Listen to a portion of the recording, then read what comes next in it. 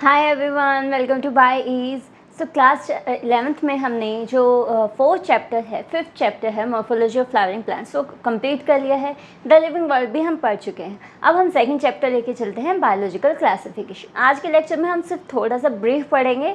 जो kingdom Monera है, kingdom fungi है, उनको हम सेपरेट लेके चलेंगे। ओके, तो हम फर्स्टली पढ़ते हैं बायोलॉजिकल क्लासिफिकेशन के ब्रीफ इंट्रोडक्शन के बारे में। तो सबसे पहले बायोलॉजिकल क्लासिफिकेशन की इम्पोर्टेंस क्यों थी? क्योंकि हमें ऑर्गेनिजम्स को क्लासिफाई करना था, उन्हें अलग अलग डिवाइड करना था, ताकि हम डिफ्रेंशिएट कर सके कि ये ऑर्गेनिज्म किस किंगडम से बिलोंग करता है, ये ऑर्गेनिज्म किस किंगडम से बिलोंग करता है। एक सिस्टमेटिक तरीका चाहिए था, जिसके लिए बायोलॉजिकल क्लासिफिकेशन दी गई। सबसे पहले बायोलॉजिकल क्लासिफिकेशन किसने दी थी? एरिस्टोटल ने। एरिस्टोटल ने ब्लड के कलर के बेसिस पे कि उनके अंदर आरबीसी प्रेजेंट है या आरबीसी नहीं है, उसके बेसिस पे ऑर्गेनिजम्स को दो क्लासेस के अंदर डिवाइड कर दिया था, दो किंगडम के अंदर। एक तो जिसके पास आरबीसी है और एक जिसके पास आरबीसी नहीं है। बट यहाँ पर उन्होंने ना तो सेल के स्ट्रक्चर के बारे में बताया, ना यूनिसेलुलर मल्टी सेलुलर ऑर्गेनिजम्स के बारे में बताया, ना उनके न्यूट्रिशन के बारे में बताया। तो इसी वजह से एरिस्टोटल का जो टू किंगडम क्लासिफिकेशन सिस्टम था, उसको डिस्कार्ड कर दिया गया। फिर दोबारा कार्लस लीनियस ने टू किंगडम क्लासिफिकेशन दिया। किसके बेसिस पे? कि ये प्लांट है और एनिमल है। दो किंगडम बना दिए उन्होंने, प्लांट्स एंड एनिमल्स। जिनके पास सेल वॉल थी वो प्लांट्स, और जिनके पास नहीं थी वो एनिमल्स। बट यहाँ पर इन्होंने ना तो सेल स्ट्रक्चर लिया कि इसके अंदर जो प्रोकैरियोटिक ऑर्गेनिजम्स क्या हैं, यूकैरियोटिक ऑर्गेनिजम्स क्या हैं, उनके बारे में बताया, ना ही यूनिसेलुलर मल्टीसेलुलर ऑर्गेनिजम्स के बारे में बताया, ना ही उन्होंने ये बताया कि प्लांट्स के अंदर सेलुलर ऑर्गेनाइजेशन किसकी होगी, टिश्यू लेवल ऑर्गेनाइजेशन किसकी होगी, ऑर्गन लेवल किसकी होगी। ये सेल, टिश्यू, ऑर्गन क्या है? सेलुलर ऑर्गेनाइजेशन की एक ऑर्गेनिज्म है, अगर वो सेल का बना है तो उसको हम कहेंगे सेलुलर लेवल ऑफ ऑर्गेनाइजेशन। अगर ऑर्गेनिज्म के अंदर टिश्यू प्रेजेंट है, सेल है, डिफ्रेंशिएट कर गई है टिश्यू के अंदर, तो वहाँ पर उसको हम ऑर्गेनाइजेशन को क्या कहेंगे? Tissue level organisation. ओके, तो ये क्या है? बॉडी ऑर्गेनाइजेशन होती है। इसके बेसिस पे ऑर्गेनिजम्स को डिवाइड किया जाता है।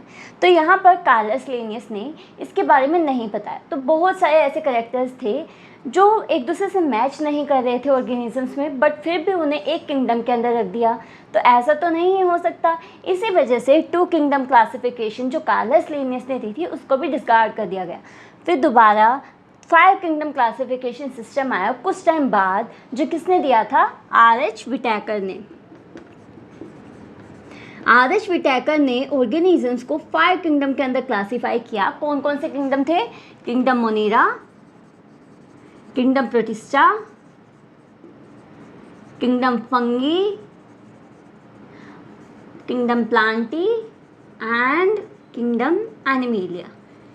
इन्होंने 5 कैरेक्टर्स लिए। सेल का स्ट्रक्चर लिया। सेल का स्ट्रक्चर मीन्स उनके अंदर सेल वॉल किस टाइप की है और सेल टाइप क्या है उनके अंदर। जैसे अगर प्रोकैरियोटिक ऑर्गेनिजम्स है तो उनको हम कहाँ इंक्लूड करेंगे? प्रोकैरियोटिक क्या होता है? जिनके अंदर जो न्यूक्लियस है वो डेवलप नहीं होता। न्यूक्लियस है मीन्स डीएनए है, उसके बाहर कोई न्यूक्लियर मेम्ब्रेन नहीं प्रेजेंट होगी। These are called prokaryotic organisms. Okay, इनको हम कहते हैं प्रोकैरियोटिक ऑर्गेनिजम्स, कि इनके अंदर जो न्यूक्लियस है वो पुराने टाइप का है, प्रो है, ओल्ड है। ठीक है, उनके पास न्यूक्लियर मेम्ब्रेन नहीं होती। या फिर यूकैरियोटिक ऑर्गेनिज्म। यूकैरियोटिक क्या होता है? जिसके पास डीएनए के बाहर न्यूक्लियर मेम्ब्रेन प्रेजेंट होती है। These organisms are called eukaryotic organisms. तो इसके बेसिस पे आर.एच. व्हिटेकर ने ऑर्गेनिजम्स को क्लासिफाई किया। और सेल वॉल उनके अंदर किसकी बनी थी, उसके बेसिस पे उनको डिस्क्राइब किया कि किसी ऑर्गेनिज्म के अंदर सेल वॉल प्रेजेंट नहीं होती, किसी ऑर्गेनिज्म के अंदर काइटिन की बनी होती है, किसी ऑर्गेनिज्म के अंदर सेलुलोज की बनी होती है। उसके बेसिस पे उन्होंने ऑर्गेनिजम्स को क्लासिफाई किया। ओके, फिर आगे उन्होंने लिया बॉडी ऑर्गेनाइजेशन, कि जो ऑर्गेनिजम्स थे उनके अंदर cellular level of body organisation था, tissue level of body organisation था, या organ level of body organisation था। उसके बेसिस पे उन्होंने ऑर्गेनिजम्स को 5 किंगडम के अंदर क्लासिफाई किया। फिर उन्होंने आगे कैरेक्टर लिया मोड ऑफ न्यूट्रिशन। न्यूट्रिशन क्या होता है? कोई भी ऑर्गेनिज्म फूड को ऑब्टेन करता है फॉर एनर्जी, उसको हम क्या कहते हैं? न्यूट्रिशन। तो न्यूट्रिशन 2 टाइप का होता है, ऑटोट्रोफिक एंड हिटरोट्रोफिक। इसके बेसिस पे ऑर्गेनिज्म को इन्होंने दो के अंदर डिवाइड किया कि ऑर्गेनिज्म अगर फूड अपना खुद सिंथेसाइज करते हैं उनको हम क्या कहते हैं, ऑटोट्रोफिक ऑर्गेनिजम्स। तो उन्होंने उन किंगडम को उनको अलग रख दिया, हिटरोट्रोफिक वालों को अलग रख दिया। ओके, फिर उन्होंने लिया रिप्रोडक्शन के बेसिस पे। रिप्रोडक्शन मीन्स एसेक्सुअल रिप्रोडक्शन, जहाँ पर गैमेट्स की रिक्वायरमेंट नहीं होती for formation of new individual, उसके अंदर क्लासीफाई किया। सेक्सुअल रिप्रोडक्शन कैसी होती है, उनके अंदर सेक्सुअल रिप्रोडक्शन क्या होती है, जहाँ पर एक न्यू इंडिविजुअल बनाने के लिए मेल एंड फीमेल गैमेट की रिक्वायरमेंट होती है, उसको हम क्या कहते हैं, सेक्सुअल रिप्रोडक्शन। तो उसके बेसिस पे उन्होंने क्लासीफाई किया, और उन्होंने क्लासीफाई किया on the basis of phylogenetic relationship. ये क्या होता है कि वो अपने एंसेस्टर से कितना मैच कर रहा है। हमने एक अननोन ऑर्गेनिज्म ले लिया, उसके कैरेक्टर्स को मैच किया जो पहले डिस्कवर किए जा चुके थे ऑर्गेनिजम्स के साथ। अब हम देखेंगे कि वहाँ पर उनकी अगर इवोल्यूशनरी हिस्ट्री सेम है तो उन्होंने उसी ऑर्गेनिज्म को उसके अंदर डाल दिया, उस जो प्रीवियस आइडेंटिफाइड ऑर्गेनिज्म था उसके साथ जो न्यू अनआइडेंटिफाइड ऑर्गेनिज्म था उसको रख दिया। ठीक है, इसके बेसिस पे उन्होंने ऑर्गेनिजम्स को क्लासीफाई किया 5 किंगडम क्लासिफिकेशन पे। और 5 किंगडम कौन से थे, kingdom Monera, kingdom protista, kingdom fungi, kingdom Plantae and kingdom animalia. अब यहाँ पर 3 डोमेन सिस्टम भी दिया गया। 3 डोमेन सिस्टम क्या कहता है, उन्होंने मोनेरा को तो डिवाइड कर दिया 2 किंगडम के अंदर, 2 डोमेन के अंदर, और जितने भी बच गए ऑर्गेनिज्म मोनेरा के अलावा उन सभी को उन्होंने रख दिया 1 डोमेन में। तो ऐसा भी नहीं हो सकता, ये भी गलत है। तो यहाँ पर जो मोस्ट सक्सेसफुल क्लासिफिकेशन थी वो कौन सी थी, 5 किंगडम क्लासिफिकेशन, जो किसने दी थी, R.H. विटैकर ने। और ये 5 कैरेक्टर्स लिए थे, cell structure, body organisation, mode of nutrition, reproduction and phylogenetic relationship. Cell structure के अंदर उनका न्यूक्लियस का टाइप क्या है, उनके अंदर सेल वॉल कैसी प्रेजेंट है, वो सब आता है। ठीक है, अब हम कैरेक्टर्स लेके चलते हैं, सभी ऑर्गेनिज्म के कुछ ब्रीफ पढ़ लेते हैं। ऑर्गेनिज्म जो किंगडम है उनको अलग अलग लेके तो चलेंगे हम, बट एक बार थोड़ा ब्रीफ देख लेते हैं। तो फर्स्ट आता है किंगडम मोनेरा।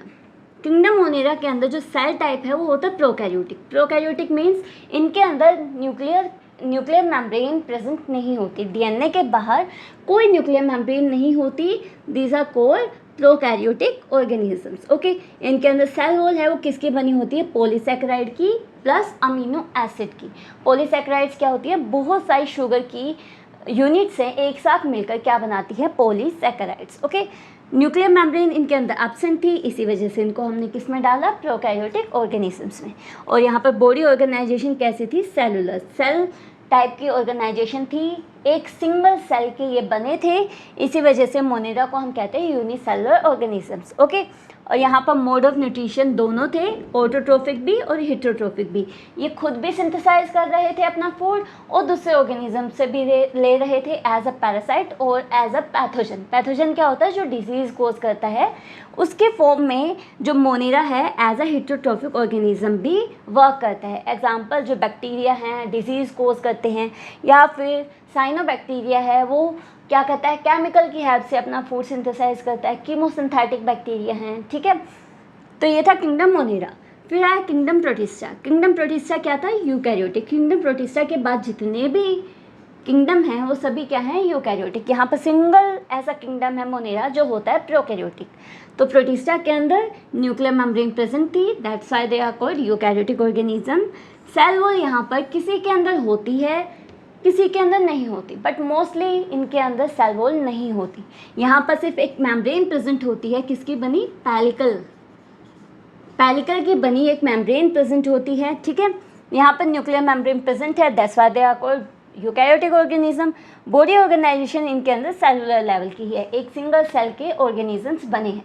हालांकि ये कॉलोनी में प्रेजेंट होते हैं। कॉलोनी में कैसे, बहुत सारी सेल्स एक साथ प्रेजेंट होती हैं, वर्क वो अपना खुद करती हैं अकेले, बट बस एक कॉलोनी में है। जैसे हम एक कॉलोनी में रहते हैं बट हमारा अकेला एक घर होता है, वहाँ पर हम अपना काम करते हैं, वैसे ही प्रोटिस्टा है कॉलोनी में प्रेजेंट होता है।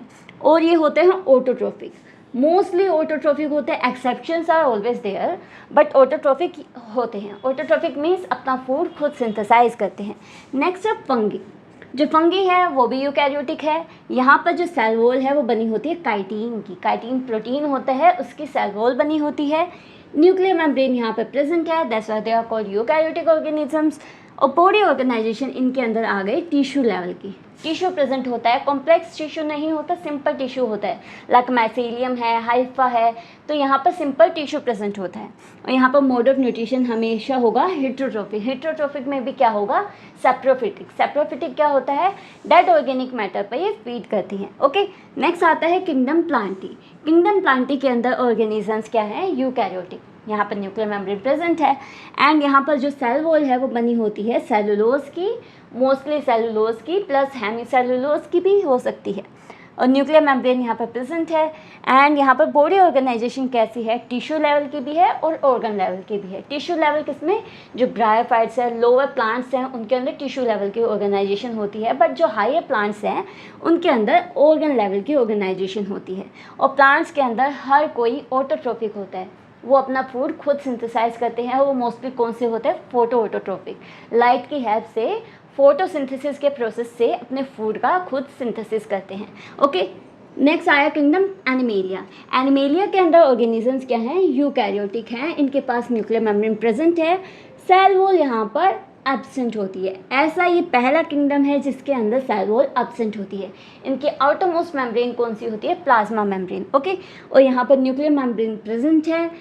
यहाँ पर जो बॉडी ऑर्गेनाइजेशन है वो टिश्यू लेवल से लेके ऑर्गन सिस्टम लेवल तक प्रेजेंट होता है। यहाँ पर डिफरेंट टाइप के ऑर्गन सिस्टम प्रेजेंट होते हैं, like excretory system for excretion of waste, respiratory system respiration करने के लिए, reproductive system for reproduction and circulatory system blood को पंप करने के लिए पूरी बॉडी के अंदर।